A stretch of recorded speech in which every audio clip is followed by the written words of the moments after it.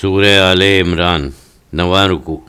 تخلیق کائنات کا راز اللہ تعالیٰ کی شان وحدانیت کو منظر عام پر لانے اور نبوت کا راز اللہ تعالیٰ کی معرفت کو عام کرنے میں مضمر ہے۔ دنیا میں جو درس توحید دیا جا رہا ہے، یہ ایک میثاق کی یاد ہے جو خالق کائنات کے سامنے ارواح کی تخلیق کے وقت ان سے لیا گیا۔ یہاں اس رکوع میں اسی خصوصی میثاق کی یاد تازہ کی جا رہی ہے جو انبیاء علیہ السلام اور ان کے ذریعے ان کی امتوں سے لیا گیا، تاکہ وہ جس طرح دین اسلام کی تبلیغ کرتے آ رہے ہیں اس کے تعمیلی پہلو سے دنیا محروم نہ رہے۔ اور یہ اسی وقت ممکن ہے جب خاتم النبیین صلی اللہ علیہ وسلم پر ہر نبی کا امتی اسی طرح ایمان لائے جس طرح کے پیغمبروں نے ان کو ہدایت کی، وہ جو خود بھی ان کی تصدیق کرنے والے تھے اور ان صلی اللہ علیہ وسلم کے نام ہی کو وسیلہ رحمت سمجھتے رہے۔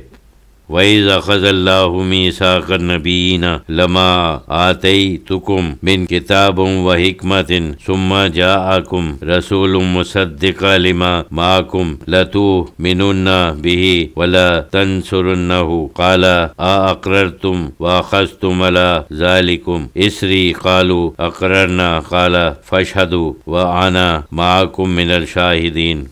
اور وہ وقت یاد کرو جب اللہ تعالیٰ نے تمام پیغمبروں سے عہد لیا، عام لوگوں کا تو ذکر کیا، خود پیغمبروں سے عہد لیا کہ جب میں تم کو کتاب اور حکمت سے سرفراز کروں، پھر تمہارے پاس کوئی رسول ہے اس کتاب کی تصدیق کرنے والا جو تم کو دی گئی ہے، تو تم اس رسول پر ضرور ایمان لاؤ گے اور اس کی مدد لازماً کرو گے۔ مزید تاکید کے طور پر فرمایا، کیا تم سب پیغمبروں نے اقرار کیا اور اس پر میرا عہد قبول کیا؟ یعنی اگر تم خود اس نبی کو پاؤ تو اس کی تصدیق کرو، ورنہ اپنی امت کو تاکید کر جاؤ کہ بعد میں آنے والے پیغمبر کی تصدیق کریں۔ پیغمبروں کے میثاق میں ان کی امت شامل ہے۔ سب پیغمبروں نے عرض کیا، ہم نے اقرار کیا کہ ہم اپنے عہد پر ثابت قدم رہیں گے اور اپنی امت کو اس عہد پر قائم رہنے کی تاکید کریں گے۔ اللہ تعالیٰ نے فرمایا، تو اس عہد و پیما کے تم گواہ رہنا اور میں بھی تمہارے ساتھ گواہوں میں سے ہوں۔ فَمَن تَوَلَّىٰ بَعْدَ ذَٰلِكَ فَأُولَٰئِكَ هُمُ الْفَاسِقُونَ۔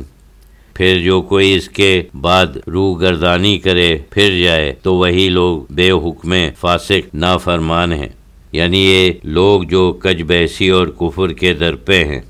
افا غیر دین اللہ یبغون وَلَهُ أَسْلَمَ مَن فِي السَّمَاوَاتِ وَالْأَرْضِ طَوْعًا وَكَرْهًا وَإِلَيْهِ يُرْجَعُونَ۔ کیا یہ اللہ کے دین اسلام کے سوا کسی اور دین کی تلاش میں ہے؟ حالانکہ اللہ کا دین تو ہمیشہ اسلام رہا ہے، جس کے معنی حکم برداری، فرما برداری کے ہیں۔ اور آج بھی دیکھ لو کہ جو کچھ آسمانوں اور زمین میں ہے، خوشی اور رغبت کے ساتھ یا لاچاری، کراہت اور بے اختیاری کے ساتھ، سب اللہ ہی کے حکم کے تابع ہیں، اس کے فرما بردار ہیں اور اس کی طرف سب لوٹائے جائیں گے۔ یعنی آسمان و زمین میں جو کچھ ہے، خواہ فرشتے اور نیک بندے کے خوشی سے اطاعت میں لگے رہیں یا ذرات عالم کے حق تعالیٰ کے حکم کے تابع ہیں، اسی کے زیر تصرف ہیں اور سب کو اللہ کی طرف جو ان کا پروردگار ہے واپس جانا ہے۔ اس سے کسی کو مفر نہیں۔ عقل مندی کا تقاضا تھا کہ یہ لوگ ایمان لے آتے۔ بہرحال قُلْ آمَنَّا بِاللَّهِ وَمَا أُنزِلَ عَلَيْنَا وَمَا أُنزِلَ عَلَىٰ إِبْرَاهِيمَ وَإِسْمَاعِيلَ وَإِسْحَاقَ وَيَعْقُوبَ وَالْأَسْبَاطِ وَمَا أُوتِيَ مُوسَىٰ وَعِيسَىٰ وَالنَّبِيُّونَ مِن رَّبِّهِمْ لَا نُفَرِّقُ بَيْنَ أَحَدٍ مِّنْهُمْ وَنَحْنُ لَهُ مُسْلِمُونَ۔ آپ فرما دیجئے کہ ہم اللہ پر ایمان رکھتے ہیں اور جو کچھ ہم پر اتارا گیا، یعنی قرآن، اور جو کچھ خواہ کلام کی صورت میں یا احکام کی صورت میں ابراہیم اور اسماعیل اور اسحاق اور یعقوب اور اس کی اولاد پر اتارا گیا، اور جو موسیٰ اور عیسیٰ اور سب نبیوں کو ان کے پروردگار سے ملا، ہم سب پر ایمان رکھتے ہیں اور ہم انبیاء میں سے کسی میں فرق نہیں کرتے۔ اصولاً سب ایک ہیں۔ نبوت ایک ہی چیز ہے جو تبلیغ کے لیے آئی، اور ہم اس کے یعنی اللہ، اس کے پیغمبر اور اس کی کتاب کے تابع فرمان ہیں۔ وَمَن يَبْتَغِي غَيْرَ الْإِسْلَامِ دِينًا فَلَن يُقْبَلَ مِنْهُ وَهُوَ فِي الْآخِرَةِ مِنَ الْخَاسِرِينَ۔ اور جب ایک مکمل صورت میں ایک مکمل دین آ گیا تو جو کوئی اسلام کے سوا اور کسی دین کی خواہش کرے گا تو اس سے ہرگز قبول نہ کیا جائے گا اور وہ آخرت میں نقصان اٹھانے والوں میں رہے گا۔ یعنی بعض نادان مسلمان یہودی و نصارہ کے دامے فریب میں آ گئے اور دین حق سے مرتد ہو گئے، ان کے متعلق اللہ کا فیصلہ ہے، کیف یہدی اللہ قوما کفروا بعد ایمانہم وشاہدوا ان الرسول حق وجاءہم البینات واللہ لا یہدی القوم الظالمین۔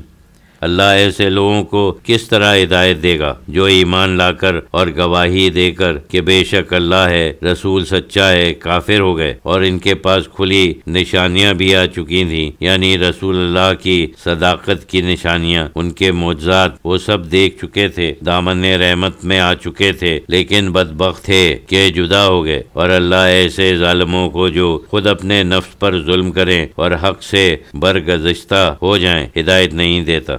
اولئک جزاؤہم ان علیہم لعنۃ اللہ والملائکۃ والناس اجمعین۔ ایسے لوگوں کی سزا یہ ہے کہ ان پر اللہ کی اور فرشتوں کی اور سب لوگوں کی یعنی ساری کائنات کی لعنت ہوتی ہے۔ جب کوئی بد نصیب اللہ کی رحمت سے محروم ہوتا ہے تو ہر چیز اس سے بیزاری کا اظہار کرتی ہے۔ خالدین فیہا لا یخفف عنہم العذاب ولا هم ینظرون، اور وہ اس لعنت و محرومی رحمت میں ہمیشہ رہیں گے، اور نہ ان پر آخرت میں عذاب ہی ہلکا کیا جائے گا اور نہ ان کو عذاب سے ذرا دیر کے لیے بھی مہلت دی جائے گی۔ الا الذین تابوا من بعد ذلک واصلحوا فإن اللہ غفور رحیم، مگر جنہوں نے اس کے بعد توبہ کر لی اور اپنی اصلاح کر لی، صحت عقیدے کے ساتھ عمل صالح پر آ گئے، تو بے شک اللہ انتہائی خطا پوش اور رحم فرمانے والا بھی ہے، سب گناہوں کو یک قلم معاف فرما کر دامن رحمت میں چھپانے والا ہے۔ یعنی لیکن یہ رحمت کا وعدہ اسی وقت ہے کہ توبہ ہو، زبان سے توبہ اور دل سے کفر نہ ہو۔